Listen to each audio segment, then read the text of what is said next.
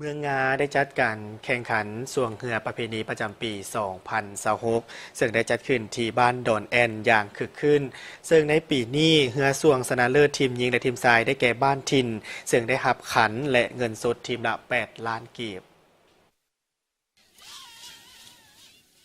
ในวันที่25 เมษายน 2026 ที่วังล่องแขะบ้านดอนแอนเมืองงาแขวงอุดมไซ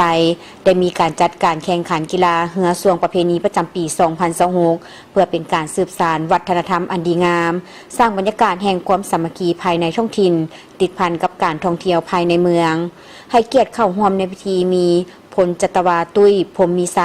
คณะประจำภาคแขวงผู้ซีนามเมืองงา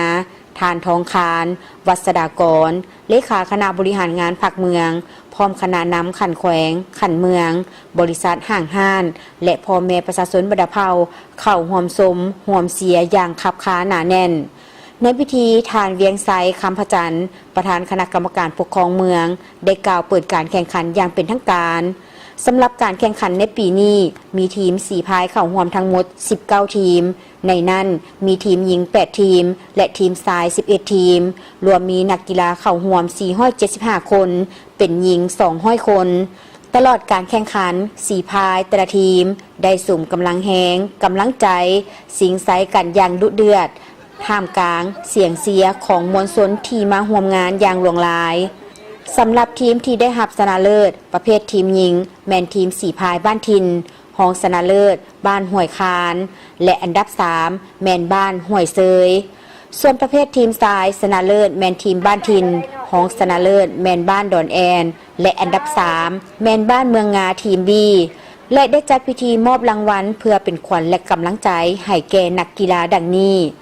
รางวัลที่1ได้รับขันชนะเลิศ1หน่วยพร้อมเงินสด8 ล้านกีบรางวัลที่2ได้รับเงินสด6 ล้านกีบรางวัลที่3ได้รับเงินสด4 ล้านกีบและรางวัลสมเสยได้รับเงินสด1 ล้าน5 แสนกีบทีมใด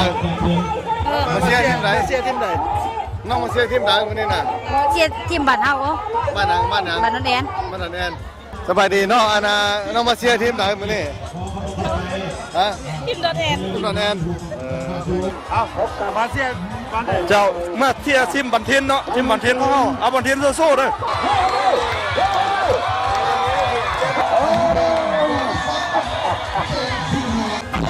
คนละทีมปีเดียวนี่ได้ที่1เอาที่1ตั้งยิงทางซ้ายฝึกคนมาแต่เป็นในสร้างเรือเนาะมาฝึกฮะมันชนเลยซ้ำแล้วเอาใจจริงเลยสู้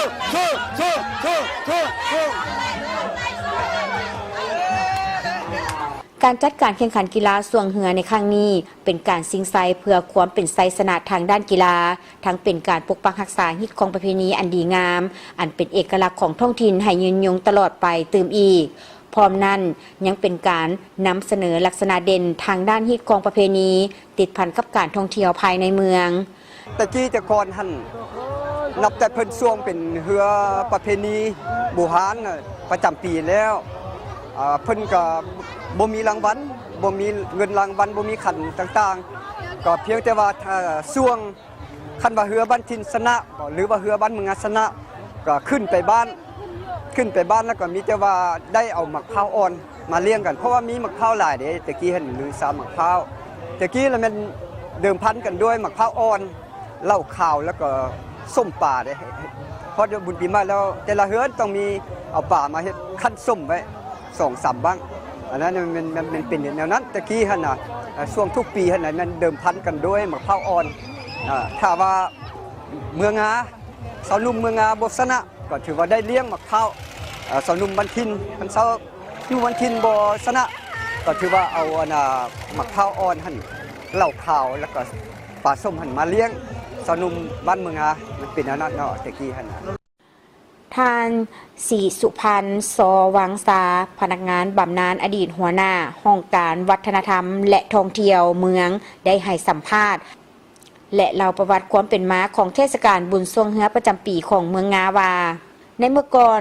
ตกในระยะบุญปีใหม่ลาวหรือระยะเดือน5ซึ่งเป็นเดือนที่มีอากาศร้อนดังนั้นชาวบ้านภายในเมืองมักจะพากันลงอาบน้ำและแข่งเหือน้อย เหือหาปลาเพื่อซิ่งเอามักผ้าหวานทุกๆปี และต่อมาได้จัดการแข่งขันเหือซวง บูซาห้วยน้ำขอฟ้า ขอฝน เพื่อการผลิตในฤดูฝนของประชาชนมาฮอดปัจจุบันบุญดังกล่าวทางแขวง เมืองได้ยกระดับ และกำหนดเอาบุญดังกล่าวนี้เป็นเทศกาลบุญทรงเหือประจำปี และกำหนดเอาหลังปีใหม่ลาวของทุกๆปี ในระหว่างวันที่25เดือนเมษาเป็นมื้อจัดงานบุญทรงเหือประจำปีของเมืองงาแขวงอุดมไซ